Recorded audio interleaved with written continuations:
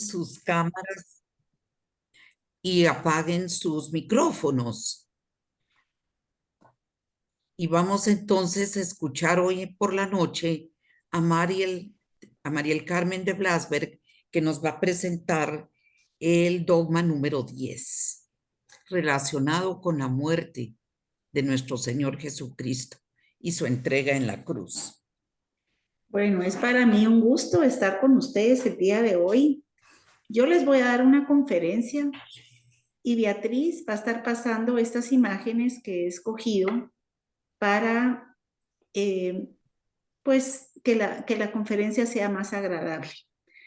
A mí, con toda humildad, acepté este reto de darles este dogma el día de hoy y espero poder transmitir lo que yo he aprendido y lo que ha llegado a mi corazón estudiando estas escrituras y estos libros que he leído. A mí me tocó el dogma número 10, que es Cristo se sacrificó en la cruz como verdadero y propio sacrificio. Fue definido en el Concilio de Trento. Este dogma, esta es una imagen, una pintura de ese tiempo. El Concilio de Trento se llevó a cabo de 1545 a 1563 y declara: el sacrificio de Cristo fue causa de la salvación eterna, por lo que esta es una verdad revelada por Dios que la Iglesia propone a la fe. O sea que podemos estar seguros respecto a lo que dijo el Padre hace un momento, que este es un dogma de fe. Antes de iniciar con esta presentación, es importante tener presente el Génesis 1:26. Dios dijo: hagamos al ser humano a nuestra imagen, como semejanza nuestra. Dios, que es la Santísima Trinidad, nos creó libres, inteligentes y capaces de amar. Así es Dios. Por esta razón, Jesús escogió dar su vida por nosotros por amor y en toda y total libertad. En el Antiguo Testamento hay muchísimos pasajes donde se menciona la muerte de Jesús. Aquí algunos de ellos para que miremos que fue predecida su muerte mucho tiempo antes de que Él viniera al mundo, para compartir con nosotros y para morir por nosotros y para salvarnos. Cuando ustedes tengan tiempito, quiero que lean el Salmo 22. Por favor, los salmos se escribieron hace mucho tiempo, en el tiempo del rey David, en el 1440 al 1400 antes de Cristo. Y esta es una profecía, este salmo extraordinaria que da las últimas horas del Salvador sobre la tierra, cuando sufría intensos tormentos y sería crucificado. El pueblo se burlaba de él y lo maltrataba. Dios mío, dice Cristo, ¿por qué me has abandonado? Y esto mismo dice el texto. Por favor, léanlo en casa. Ahora quiero la imagen del profeta Isaías, por favor, Beatriz, que es la siguiente. No, esta es la creación, pero está bien. El profeta Isaías es la siguiente. Ajá. El profeta Isaías está pintado aquí por Miguel Ángel en la Capilla Sixtina. Y el profeta Isaías vivió del 740 al 701 antes de Cristo. Y dice: para liberarnos de la esclavitud del pecado, la muerte de Jesús pagará el rescate y saldará la deuda dando el precio de su sangre, muriendo en lugar de los culpables. En Isaías 53, 4, 7 dice: comías, y de hecho cargó con nuestros males y soportó todas nuestras dolencias. Nosotros le tuvimos como azotado, herido por Dios y humillado. Mas fue herido por nuestras faltas, molido por nuestras culpas. Soportó el castigo que nos regenera y fuimos curados por sus heridas. Todos errábamos como ovejas, cada uno marchaba por su camino, y Yahvé descargó sobre él la culpa de todos nosotros. Fue oprimido y humillado, pero él no abrió la boca, como cordero llevado al degüello, como oveja que va a ser esquilada, permaneció mudo sin abrir la boca. Isaías 53:12, comías. Le daré su parte entre los grandes y con los poderosos repartirá despojos, pues se entregó indefenso a la muerte y fue tenido por rebelde, cuando él soportó la culpa de muchos e intercedió por los rebeldes. Se cierra. Ahora la siguiente imagen es del Éxodo, que fue escrito del 1440 al 1400 antes de Cristo, durante los 40 años que los israelitas estuvieron deambulando por el desierto. El Cordero Pascual simboliza a Jesús, el Cordero sacrificado por los pecados del mundo. Habla de la institución de las Pascuas. De lo que leí, me pareció muy interesante descubrir que todos los mártires que han sido martirizados hasta dar la vida, les quitaron su vida. Jesús entrega su vida, no se la quitan. Pasamos al Nuevo Testamento. El camino de Jerusalén a Jerusalén de Cristo lo hemos estado leyendo la semana pasada en la misa. Él iba enseñando, preparándose porque iba hacia su Pascua. En Hebreos 10, 12, 36, Cristo ofreció una vez y para siempre un solo sacrificio por los pecadores. Comillas, él, por el contrario, tras haber ofrecido por los pecados un solo sacrificio, se sentó a la diestra de Dios para siempre. En Hebreos también 7:27, Cristo ofreció el sacrificio una sola vez y para siempre cuando se ofreció a sí mismo. El sacrificio de Cristo es permanente y se hace presente en la Eucaristía cuando la Iglesia celebra la Pascua de Cristo. ¿Me puedes cambiar la imagen, por favor? La imagen de Jesús. Bueno, aquí estamos en la última cena, pero yo de Leonardo, que la acabo de ver en Milán. Ahí está todo cristocéntrico. Miremos esta imagen tan maravillosa. San Juan está a su lado izquierdo y todo va hacia él. Tanto el techo como el piso, todo se centra en la cabeza de Cristo. Y es Judas el único que tiene el brazo sobre la mesa. Es sumamente interesante y sus colores ahora son muy vívidos porque ha sido recientemente restaurada. Cristo entrega su vida voluntariamente cuando su hora ha llegado. Es muy importante. La siguiente imagen, creo que está él. No, esta es la presentación. Bueno, pero déjala ahí. Juan 10:18 dice, nadie me la quita, yo la doy voluntariamente. Tengo el poder para darla y el poder para recobrarla. Esta es la orden que he recibido de mi Padre. Aquí encontramos perfectamente la voluntad de Él era entregarse, dar la vida por nosotros. Ahora la siguiente imagen. El primer dolor de la Virgen Santísima fue cuando presentó a Jesús al templo. De esto nos habla San Lucas en el 2:33-35. Su padre y su madre estaban admirados de lo que se decía de él. Simeón los bendijo y le dijo a María, su madre, este está destinado para la caída y la elevación de muchos en Israel, como signo de contradicción. Y a ti misma una espada te atravesará el alma, a fin de que queden al descubierto las intenciones de muchos corazones. La siguiente imagen, por favor. María le pide a Jesús el primer milagro, santificando las bodas de Caná, en Juan 2:3-4. Al quedarse sin vino, por haberse acabado el de la boda, le dijo a Jesús su madre, no tienen vino. Jesús respondió, ¿qué tengo yo contigo, mujer? Todavía no ha llegado mi hora. Eso es lo importante de este pasaje. La siguiente, vamos ya a la pasión de Cristo. Aquí está Cristo en esa oración en el huerto que a todos nos tocó el corazón con esta magnífica película de la Pasión de Cristo. Yo estuve en Matera, en Italia, donde se filmó, que parece Jerusalén, por eso se filmó ahí. Y es muy conmovedor ver el lugar donde se filmó la crucifixión. Bueno, sigo con la presentación. La hora de Cristo es su Pascua. como lo escribe San Juan. La hora de Jesús, la Pascua del Cordero de Dios, da inicio en la última cena con sus discípulos. Esa muerte en la cruz era el peor castigo aplicado por los romanos a los ladrones, a los peores bandidos. En el huerto de los olivos, cuando estaba orando a su padre, sudó sangre. En Juan 17:1 dice: Padre, ha llegado la hora. Glorifica a tu Hijo para que tu Hijo te glorifique a ti.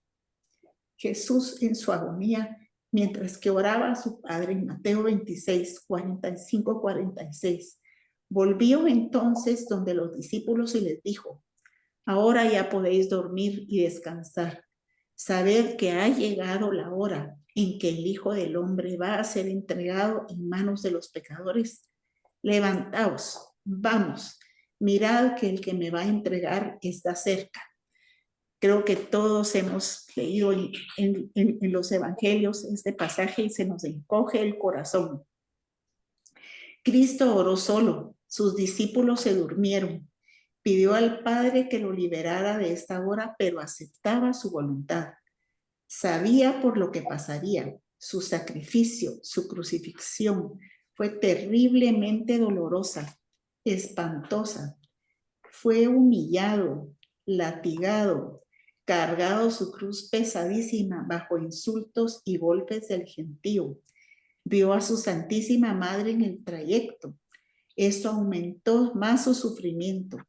Fue clavado en la cruz y estuvo allí 3 horas, dice el Evangelio. Yo me lo imagino porque él era una persona sumamente deportista.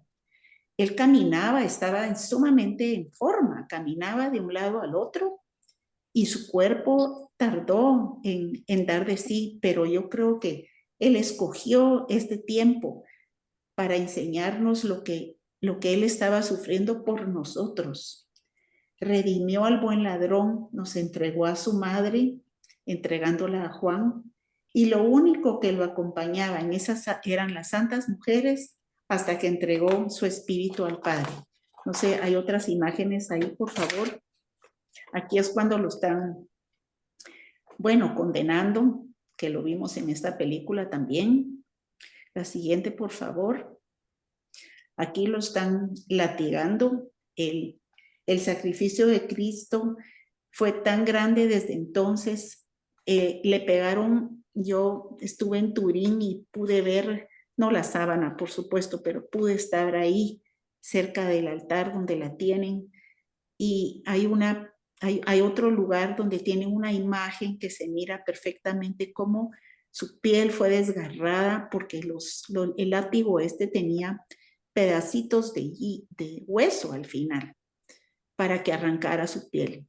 Los que le hicieron el tormento tenían que tener cuidado de no matarlo, porque él tenía que morir en la cruz. El sacrificio de Cristo es un don que se realiza por anticipado en la última cena, cuando Jesús nos dice: este es mi cuerpo que va a ser entregado por vosotros. Lucas 22:19. Tomó luego el pan, dio gracias, lo partió y se los dio diciendo: este es mi cuerpo que se entrega por vosotros.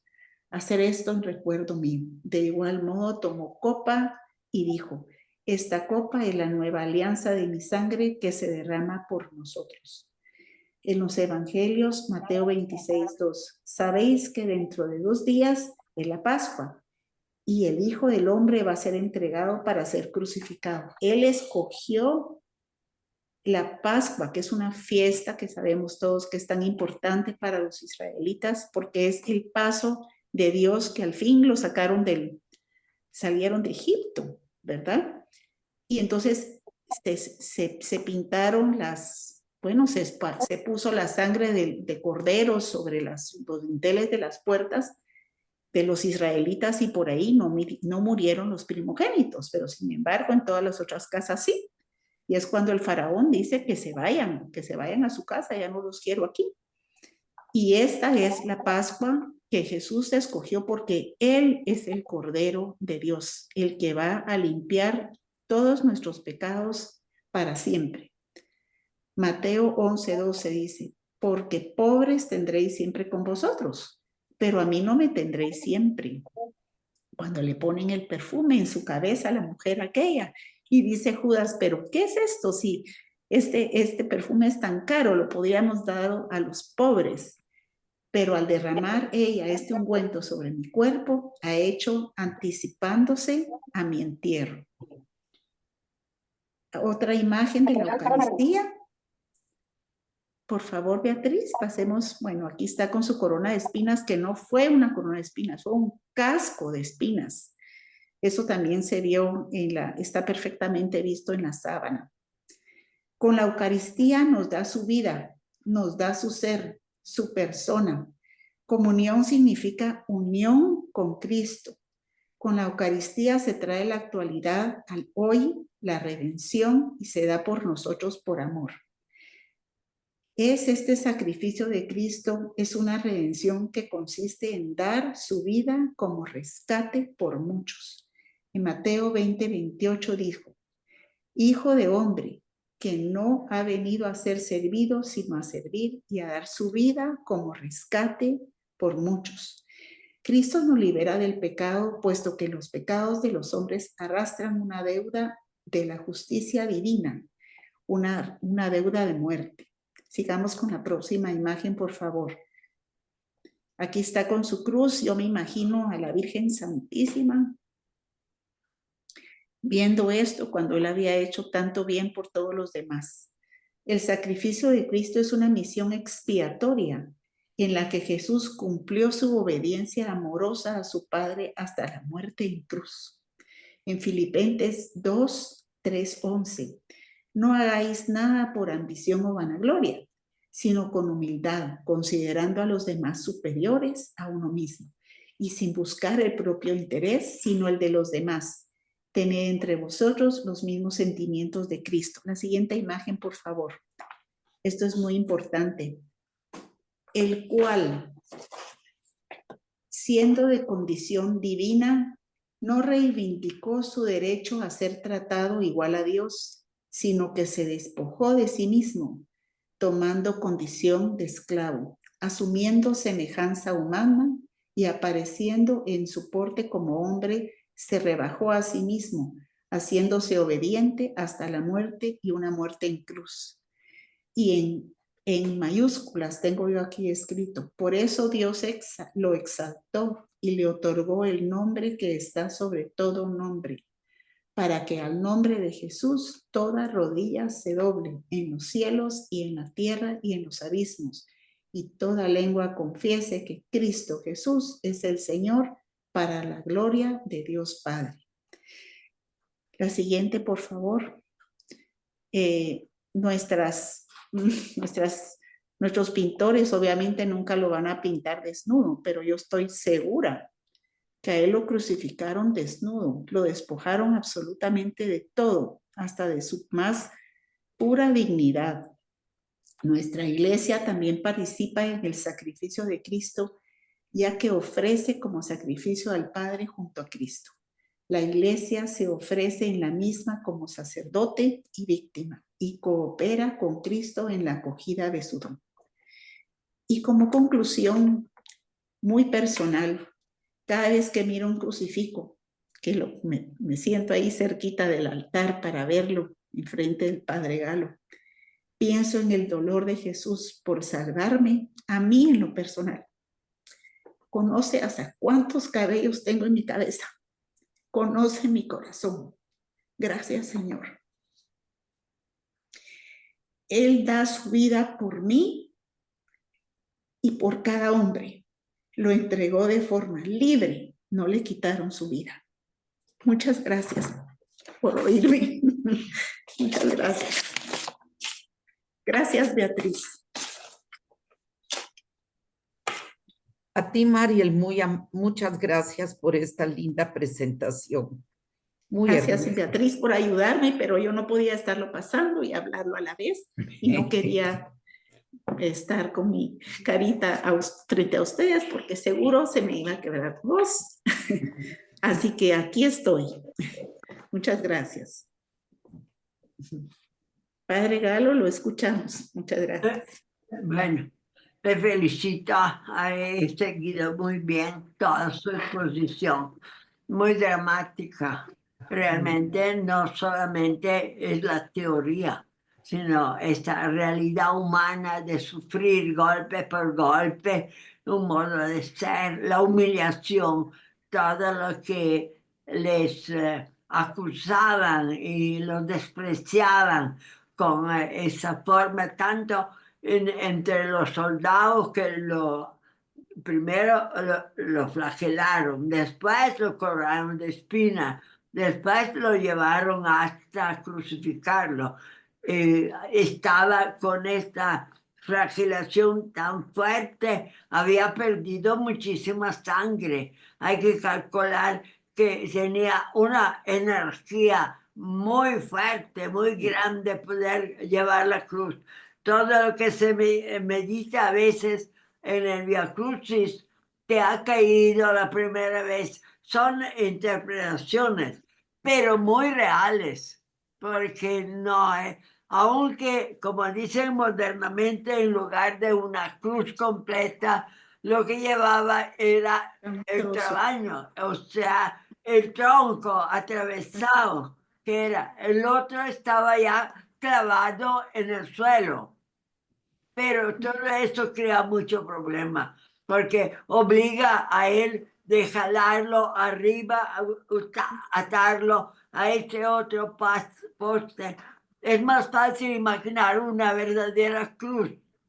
No sé cuánto hay de histórico, pero hay mucha discusión sobre qué era cuántos clavos tenía María Teresa, hablando de la Carmelita guatemalteca, en su descripción de la pasión dice, solo eran 3 clavos. O sea que el de abajo unía los 2 pies en un solo clavo. Y los otros 2 eran.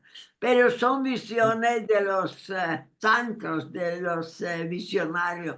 No podemos fiarnos de eso, pero lo que hay en la escritura dice simplemente lo crucificaron, no dice si lo ataron para que se estuviera en la cruz, porque solo con las manos no podía regir el cuerpo entero. Tenía que, además de clavarlo, también atarlo. Y eso lo hacen muchas veces los devotos, esto de las procesiones que presentan un Cristo atado en la cruz, además de los clavos, por supuesto, porque se supone que el cuerpo es tan pesado que esos 3 clavos no serían suficientes para mantenerlo arriba. Entonces debería ser además atado. Hay una cosa que se ha discutido mucho. El Salmo 22, cuando él de repente dice, Dios mío, ¿por qué me has abandonado? Entonces, ¿cómo es posible que él esté hablando del abandono de su padre? Como Dios nunca ha sido abandonado. Pero la respuesta que se da de ordinario es que él está rezando el Salmo. Y el Salmo dice exactamente eso. Y repite otras cosas también, padre. Entonces, está rezando el Salmo, porque el Salmo, después de esto, que dice el Señor me has abandonado, después describe todo lo que son los puedo leerlo también aquí. Dice, o sea, le despojan de su propio vestido, lo golpea, lo insultan. Todo eso lo describe el Salmo. Pero al final, ese mismo Salmo 22, hay una parte de pura confianza, abandono total al Padre. O sea que se puede discutir mucho sobre eso, porque él rezaría ese salmo, que parece contradictorio con lo que él es, que nunca ha perdido la presencia del Padre. Y por otro lado, él reza el salmo y el salmo al final es precisamente una entrega total al Padre, Sí. vivir de esa esperanza de salvación con el Padre. Entonces, como digo, es todo muy discutible, pero hay que meditarlo todo, de arriba Hay abajo. que leerlo todo, por La favor, primera cada impresión quien. que hace, pero luego leyendo todo el Salmo, uno va conduciendo hacia un abandono, una confianza, una seguridad del poder de Dios para que lo salve. Así que este Salmo 22 es muy largo y vale la pena una gran meditación sobre él, porque entonces uno entendería cómo toda la frase que Cristo dice tienen sentido, pero no, hay que siempre tomarlo en el contexto. Así que cuando él dice que Dios me ha abandonado, se refiere al, al devoto que reza el salmo, o sea, él reza este salmo, entonces no lo va a cambiar, porque luego el mismo salmo al final cambia de tono e introduce una idea totalmente nueva de la confianza absoluta en el Padre. Había algo que me gustaría agregar, a pesar de lo tan interesante y todo lleno de esta presencia de Cristo.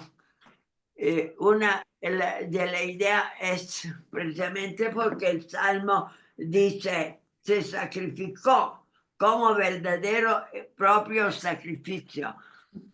Al final de las 3 horas de agonía, él habla de todo se ha consumado, todo se ha cumplido. Entonces nos hace ver que Cristo tenía la plena conciencia de que estaba ofreciéndolo todo al Padre.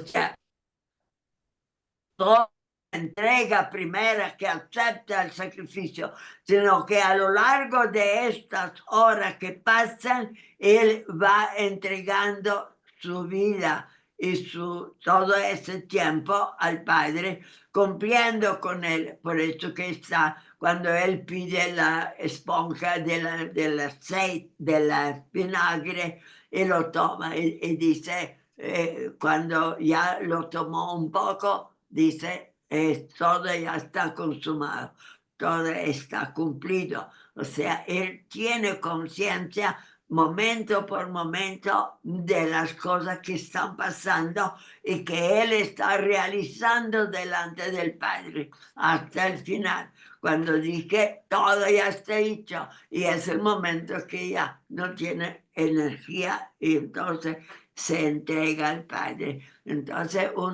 la palabra esa de sacrificio en la cruz no es solo un acto, sino es toda esa larga historia de sufrimiento que exige una constante adhesión de la mente humana de Cristo a la divinidad del Hijo.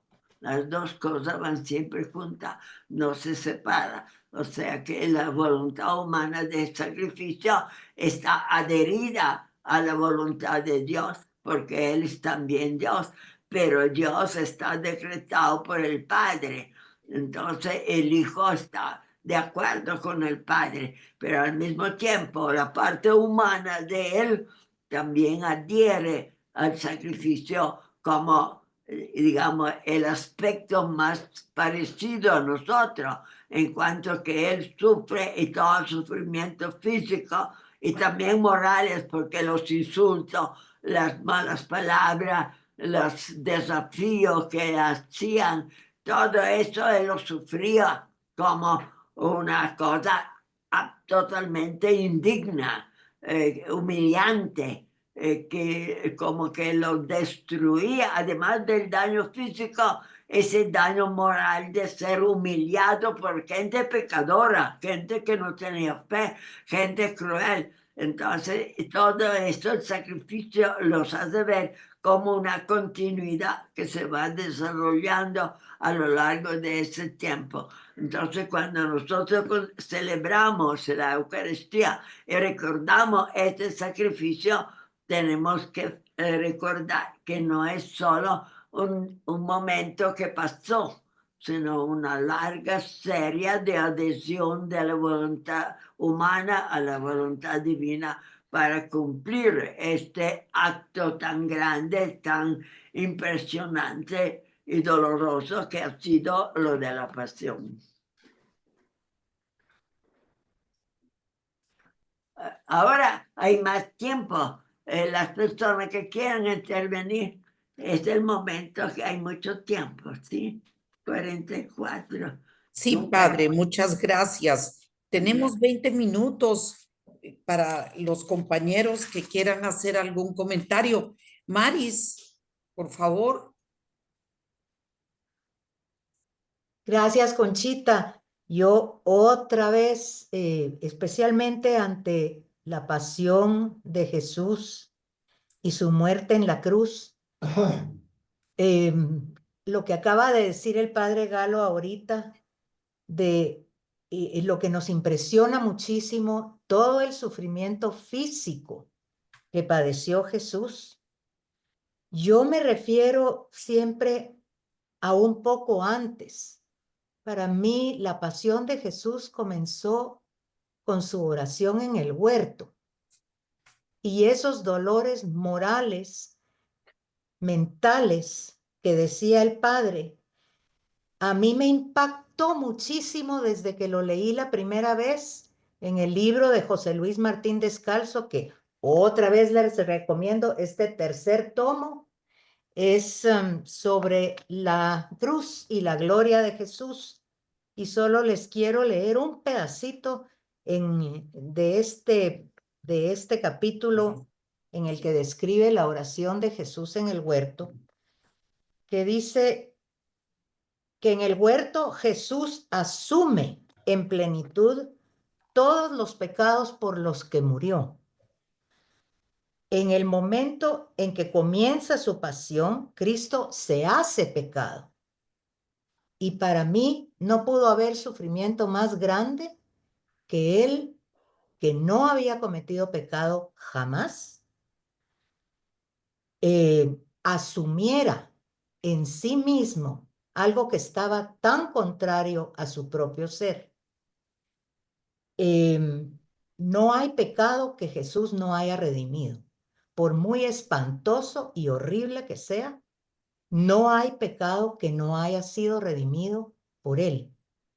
Y entonces, no se trataba solo de morir físicamente, sino redimir, hacer suyos todos los pecados de todos los hombres, de todas las personas, para morir en nombre y en lugar de todos, para darnos la posibilidad de nosotros volver a ver a Dios.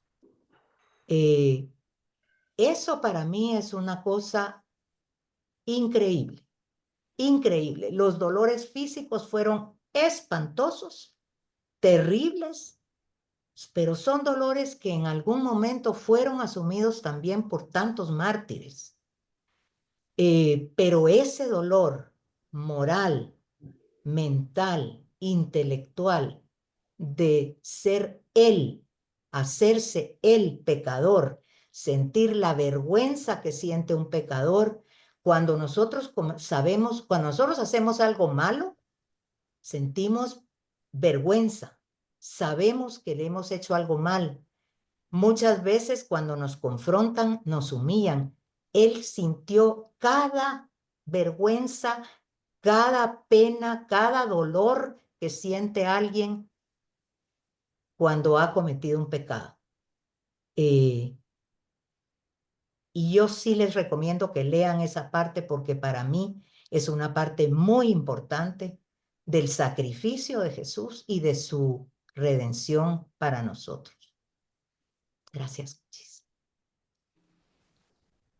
Gracias. Conchita, creo que hoy no encontré. Bueno, yo quiero hablar de 3 cosas.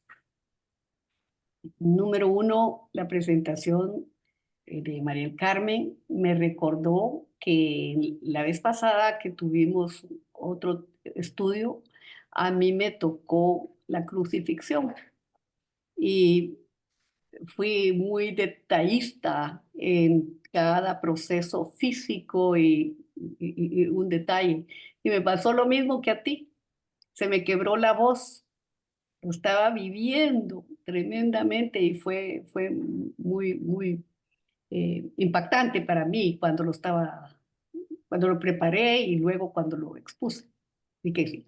El segundo punto es, nosotros tratamos siempre de ver todas las cosas en nuestro plano humano. Y sí, nos enfocamos en el dolor, la vergüenza, los pecados. Pero lo que tenemos que ver es que este fue un acto sacro, un acto sagrado, que estaba preparado, pronosticado. Y nosotros siempre lo vemos con nuestros ojos humanos, pero era un acto sacro. El tercer punto que quiero señalar es algo tan importante que el Padre lo tocó y para mí es totalmente nuevo. Siempre hablamos cuando en esa oración donde dice, Dios mío, ¿por qué me has abandonado?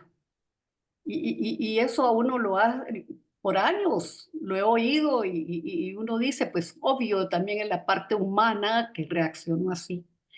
Pero qué enfoque más grande e importante que realmente él estaba recitando el salmo y no momento de debilidad humana. Eso para mí es valiosísimo y muy grande, Padre. Muchas gracias por esta aclaración. Muy interesante, Miriam, y muy emotivo el hecho de evocar con tanta precisión el dolor y la humillación de él. Beatriz, Así, gracias, Miriam. gracias, ¿Hay Miriam. alguien más que quiere Sí, padre. intervenir con algo de Beatriz, expresar sus Sí, sentimientos? María del Carmen, yo te quiero agradecer mucho esta presentación. Como dice Miriam, vemos las cosas desde un punto de vista humano y desde un punto de vista humano tratamos de verlas desde un punto de vista intelectual o racional y creo que tú nos hiciste una presentación hecha con mucho amor. Y realmente creo que tocaste el corazón de todos nosotros. Y pues ese fue, eso es algo que caracteriza el amor, es algo que caracterizó precisamente ese sacrificio que fue hecho con un tremendo, infinito, ahí sí que infinito amor de Dios por la humanidad. Y creo que transmitiste ese amor. Así es que mil gracias. gracias, Beatriz. A ver, ¿quién de los otros compañeros quisiera hacer algún comentario? Conchita, Sí. buenas noches a todos. Hola, Anabelita. Qué gusto de verlos y escucharlos y me encantó tu presentación, Mariel, muy conmovedora. Tengo una preguntita para el padre. No recuerdo dónde lo escuché, pero escuché hace rato una reflexión que decían que como Jesús se vuelve pecado porque agarra todos los pecados de la humanidad, es por eso que él percibe que Dios no está con él, porque pues a Dios no le gusta el pecado. Era una condición que él asume por obediencia también, ¿verdad? Y por entregar su vida para salvarnos a nosotros. Pero no sé si eso es válido, que al convertirse él en pecado, Dios no puede estar acompañándolo y sintiendo él la presencia de su Padre en su corazón. Pues quizá esto se podría plantear en el momento de la oración del huerto. Porque uno de los detalles que son también casi increíbles es que fue tal la tensión que la sangre que estaba en presión salió a través de la piel y goteaba sangre. Eso no creo yo que sea normal. No conozco nada de psicología que hable de eso, pero en realidad es un testimonio de los evangelistas. Cristo estaba en una tensión cuando dijo, no haga mi voluntad sino la tuya. En ese momento de aceptar la voluntad del Padre, cuando él veía todo ese horror que lo estaba esperando y sobre todo la idea que se estaban barajando de que él se hizo pecado. Eso es Pablo. No me acuerdo exactamente en qué carta, pero la frase de él es que nos salvó del pecado, fue el que se hizo pecado. Esto es una frase muy fuerte, pero es imposible para Dios hacerse pecado. Entonces, esta especie de contradicción que hay en que él como humano podía comprender lo humano, identificarse de alguna manera con lo humano, pero lo divino no podía seguirlo por ese camino. Entonces se genera en él una contradicción tan violenta. Es en Corintios 2, Padre. Expresa esa desesperación, entonces sale en lugar de gotas de sudor, son gotas de sangre. Quiere decir que hay un fenómeno totalmente aparte. En Corintios No es 2. solo el dolor, el miedo al dolor que le espera, es también el horror de sentirse en una posición de abandonado de Dios. O sea, la posición como tal era la del pecado, aunque no quiero decir con esto que él se sentía totalmente abandonado, pero él captó esta situación de ser pecado y por lo tanto estar odiado, despreciado, expulsado del amor infinito de Dios. Eso debería ser parte del sufrimiento de él, que es moral, pero también físico. Se refleja en la tensión física, pero el origen es meramente moral. O sea, esa desesperación de uno que ha sido arrancado de la unidad con el Padre y estar perdido en la pluralidad infinita de los pecados humanos. Eso para mí es como una autodestrucción. Cuando Pablo dice, se anonadó, esa palabra que no se puede traducir, se hizo nada, pero se hizo peor que nada, porque la nada podría ser indiferente, pero lo que se hizo fue pecar. Pero el mismo Pablo en otra carta lo define así, el que por mí se hizo pecado. Pero en este caso ya está toda la desesperación, el deseo, la lejanía en que Dios está perdido y uno está en la nada, está en la condenación total.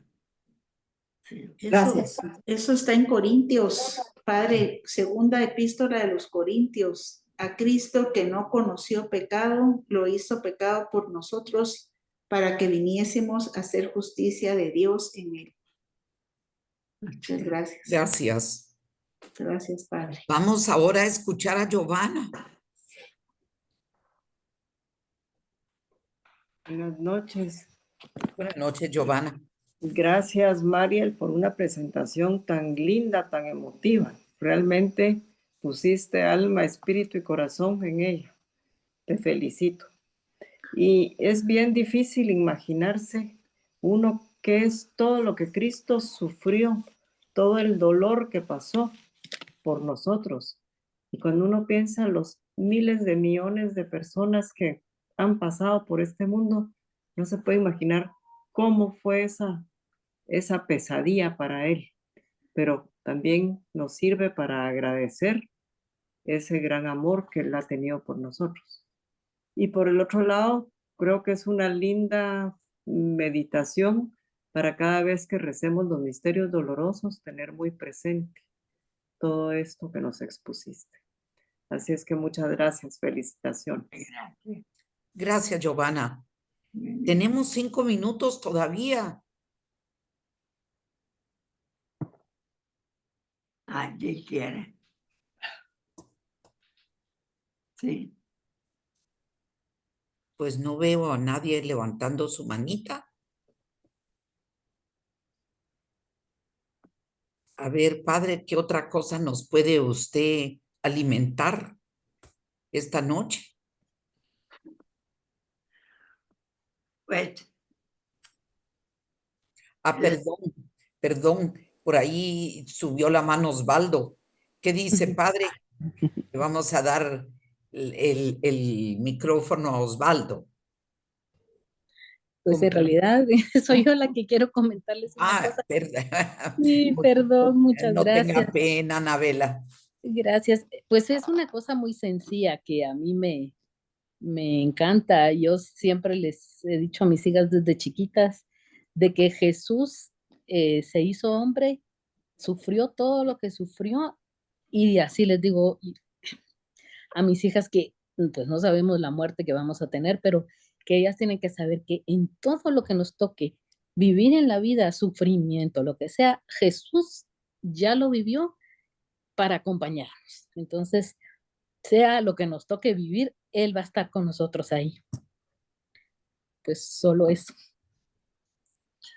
Qué bonito pensamiento. Sí, Osvaldo.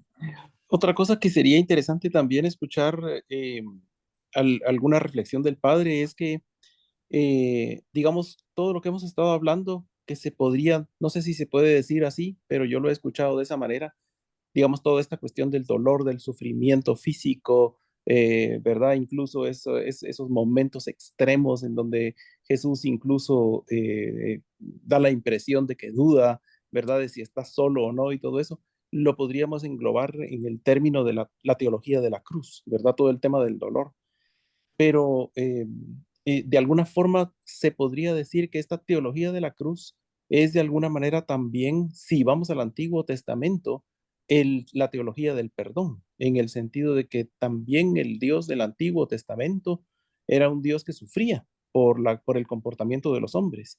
Pero en los dos casos, tanto en el caso de Dios, del Dios del Antiguo Testamento, como en el caso de Jesucristo, el Dios encarnado, digámoslo así, esa teología del amor es al mismo tiempo una teología del perdón. Y de alguna forma esa idea de que la conexión, digámoslo así, entre el perdón y el dolor es un poco la teología del amor, que básicamente es lo que engloba todo. Lo digo por lo que estoy preparando para la próxima semana, pero esa idea de que el Dios del Antiguo Testamento tenía sufrimiento, porque lo vemos, por ejemplo, en el libro de Oseas, ¿verdad? De que él somete a esta persona a una situación parecida del dolor que supone la traición de las personas que uno ama. Pero Dios, ese Dios del Antiguo Testamento está dispuesto a perdonar, no importa qué es lo que el ser humano haga, que de alguna forma también esto se identifica, se vincula con el dolor de Cristo, que es un poco eso también, ¿verdad? Es el dolor y la otra cara de esa misma moneda es el tema del perdón, ¿verdad? Esa es la alianza, Osvaldo. Esa es la alianza, ¿no? Sí, De exactamente. Dios con nosotros. Exactamente. Es la alianza que no se va a romper nunca. Ese No sé cuál le ese tocó a diálogo usted, pero entre a mí yo no quise tocar eso por eso. Porque no sabía. Pero esa es la alianza. Sí. La Pero promesa quisiera, de la no sé, tal alianza. vez escuchar el comentario del padre en ese sentido, ¿verdad? ¿Qué nos podría decir? Ok, vamos a preguntarle a Osvaldo. Gracias. Estamos un poco contra el tiempo. Vamos a ver qué dice el padre. Porque a usted le toca dentro de 15 días, ¿verdad, Osvaldo? Sí, o según entiendo, me toca la próxima semana. No, dentro de 15. Hoy hicimos el 10. Usted le toca el 12. Ah, ok, Hoy. ok. Ah, bueno. Pero vamos a ver si Padre Galo, Padrecito, No, yo pienso solo que Él lo ve desde lo eterno, porque es Dios, es la segunda persona. En la eternidad de Dios negociaron esta traición de la humanidad, que era la criatura más bella que Dios había hecho, le había dado su propio espíritu, y esa persona se rebela, se quiere hacer autónoma, o sea, casi como Dios, porque se pone a la altura de él. Entonces Dios, que lo prevé desde su eternidad, el sacrificio de Cristo, ya está una compensación. El sacrificio vale más que todo el resto. Entonces Dios remedió esta traición, infidelidad del hombre, desde Adán hasta lo último que existe en este mundo, haciendo el mal. Esa humanidad de lo malo. Alguien podría ahí plantear el problema en lo malo, que luego nosotros lo identificamos con Satanás, que está del lado de lo malo. Pero Dios en su eternidad había creado el hombre en el bien, con un destino feliz, eterno. Entonces esa traición era la destrucción de un plan. Entonces Dios tenía que compensar eso. Solo con el infinito podía borrar la gran magnitud del mal, que no puede ser infinito, pero grande, infinito, enormemente grande. Así que la presencia de Cristo como segunda persona dentro del sacrificio del Calvario no solo paga, sino supera infinitamente todo el mal que existe en esa gran lucha, porque ese sería un planteamiento que uno podría hacer, cómo actúa el mal, que trata de apoderarse de Cristo con la tentación, con el dolor, con el vacío que se hace alrededor de él, como una energía negativa, un poder negro, un poder oscuro en contra del poder infinito de Dios. Y Cristo ocupa el lugar intermedio entre, de un lado, todo ese mar infinito de mal y la bondad de Dios. Y Él vuelve a restablecer el poder de Dios que había sido quebrantado por la voluntad humana, porque se trata de una voluntad de poder. El hombre se creía tan fuerte que Dios, así que su maldad es mucho más grande de lo que aparece. Nosotros decimos pecado por debilidad, por una pasión que lo arrastra a uno, una ira, lo que sea. Todo eso es muy humano, pero visto del lado de Dios, todo eso es el mal que a través del hombre lo somete a ese dominio, tanto que en el Evangelio aparece de vez en cuando decía, ahora el poder ha sido derribado. El poder era el de Satanás. Estaba dominando no solo Israel, sino la historia misma de la humanidad. Ese poder se extendía no solo en el espacio, sino el tiempo, a todos los tiempos. Y entonces Cristo está luchando en su vida contra ese poder, pero solo hace a través de unos cuantos milagros.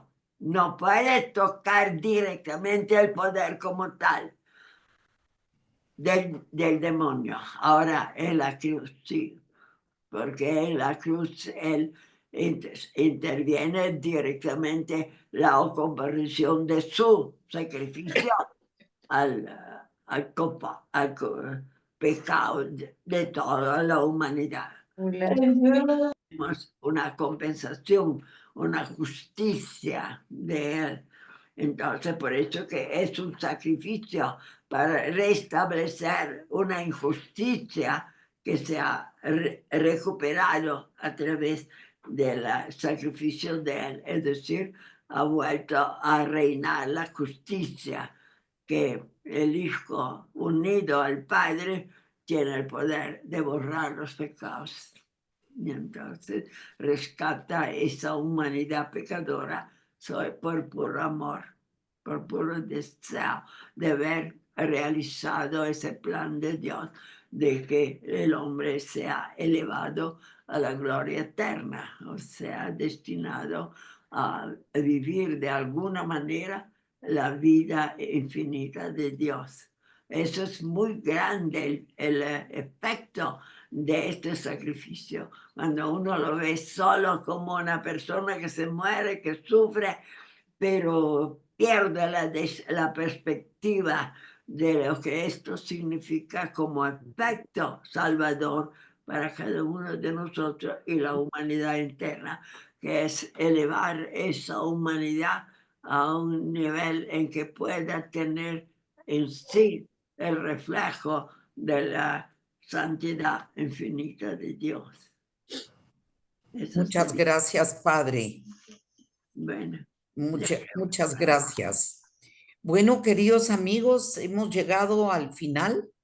Gracias, Mariel, por tu exposición que nos conmovió al pensar en nuestro Señor en esos últimos momentos de su vida terrena. Y gracias a todos por su presencia. Dios primero, nos vemos el lunes entrante. Y Padre Galo, ya solo esperamos su bendición. Muchas gracias. Llámale al Espíritu Santo. En primer lugar, darle la gracia, sentir el amor de Él en nosotros. Ese Espíritu que es unido al Hijo, pero es el que santifica y que se apodera de las almas. También ha entrado en nuestra mente para abrirlo. Ese Hijo que se sacrifica para nosotros. Y por la bendición de Dios Todopoderoso, Padre, Hijo y Espíritu Santo, descienda sobre todos ustedes y permanezca siempre. Amén. Muchas gracias. Muchas gracias, Padre. Pueden prender sus... Gracias, Padre. Gracias, María del Carmen. Gracias, Padre. Gracias, Padre. Gracias a los Gracias, Padre. Buenas noches. Feliz Saludos a noche. todos. Gracias, Conchita. Muchas gracias. Gracias. Gracias, Que estén Conchita. bien. Buenas noches. Gracias, Padre. Hasta pronto. Julito, Julita, Voy a ver que ahorita. estén bien. Gracias. Buenas noches. Felicitaciones, María del Carmen. Buenas noches. Buenas noches, Freddy. No entiendo eso. Bueno, ya se fue el Padre.